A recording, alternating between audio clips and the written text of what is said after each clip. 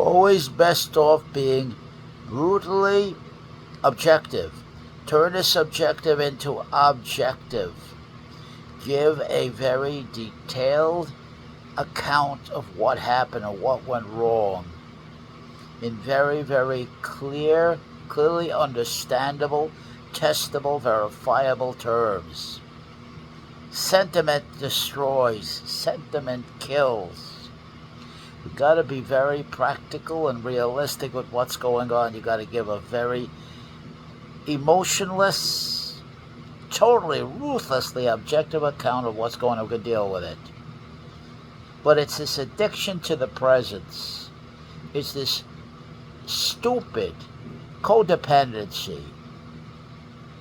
It's these crazy, lunatic fantasies and imaginations that create so much trouble. It's very important to stay in the now, to deal with what now presents. When you're in the now, it's a new potential. It's an unknown, it's an experiment. It's a happening. The past has no predication on what's happening right now because of the nuance, because of the unpredictability of what's happening now,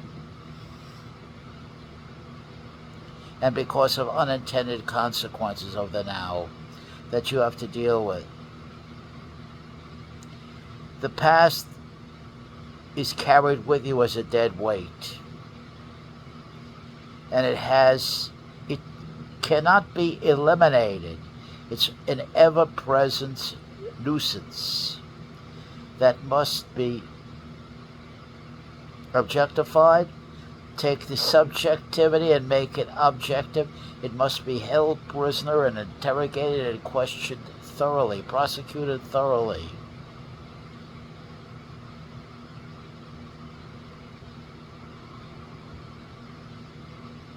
You must eliminate all anxiety about the past, but what you did or did not do in the past, what did or did not happen in the past that you wanted to happen, but it didn't happen. And now it's a record. It's an indelible record.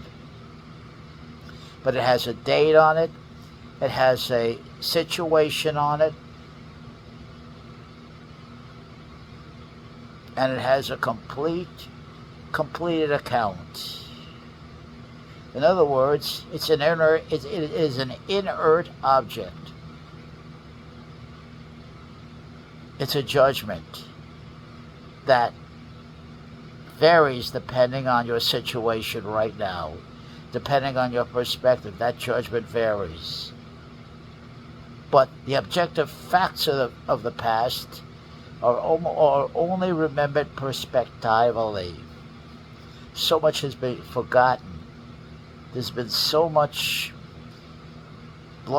blind spots, so many things that occurred, very important as concerns what happened in the past that you forgot. You don't even remember it. It takes a lot of work to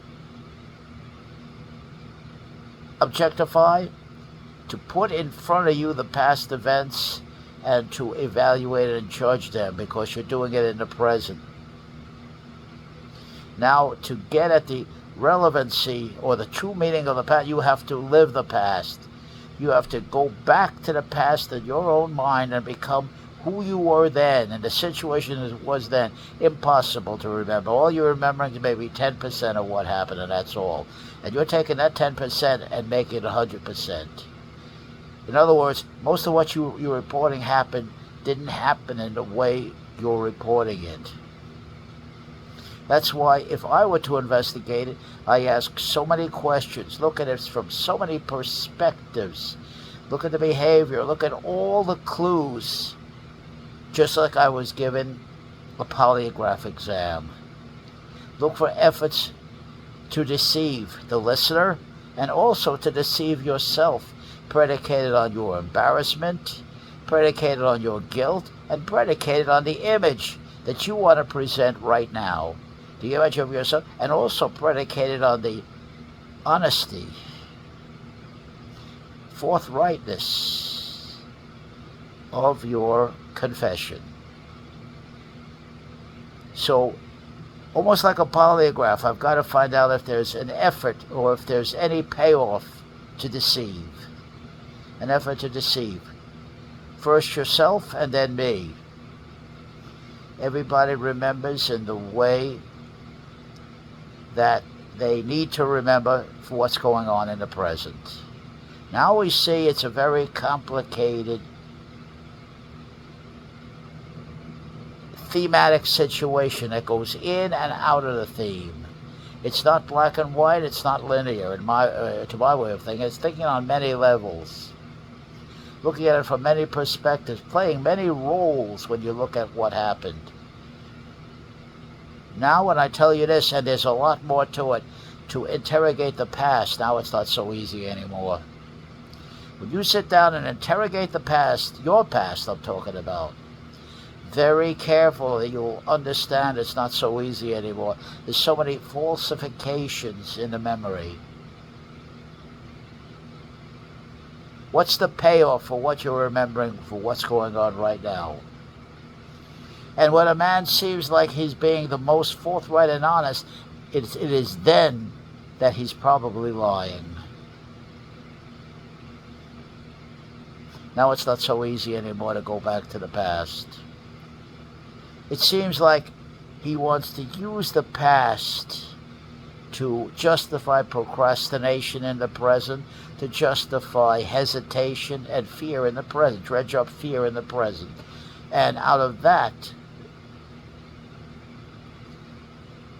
unclear, unresolved fear, maybe predicated on codependency, addiction to the present, and so on and so forth, he comes up with his story. Or the belief. Now the next question is, he's got to sell that story to himself, then he has to sell it to me, the listener. And I'm not easy to sell. I'm a good prosecutor. I follow the trail. You have to read the behavior, you have to listen to the voice print, you have to watch the body language, and so on and so forth. You have to ask a lot of questions, but none of which has any effect on what's happening right now when you're in a situation. That's the interesting thing about this analysis.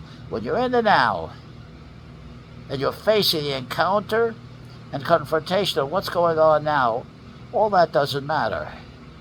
All that really, that past I'm talking about, and the way I'm talking about it, has no effect whatsoever on who you are in the present. All it is just a rationalization and an excuse for not doing what you should have done if you were alert to what's going on in the moment, in the now. You didn't deal with the now, you didn't work through the now, you hid out from the now, and because of that, you lost the lessons that the now has to teach because you weren't present. You daydreamed your way through the now. You wishful thinked your way through the now. You set up hero figures and escapes to avoid the confrontation and the encounter of the now. But understand, all this is said to say, now is everything. Now is power. Now is reality. And now is all that matters. You go from one now to another now. And what you do, what you say and do in the now, predicates what your future, points you to the future. Doesn't determine that future, but it points you to the future. It lets you see through misty eyes what options you think are available to you as a consequence of the results of what you did now.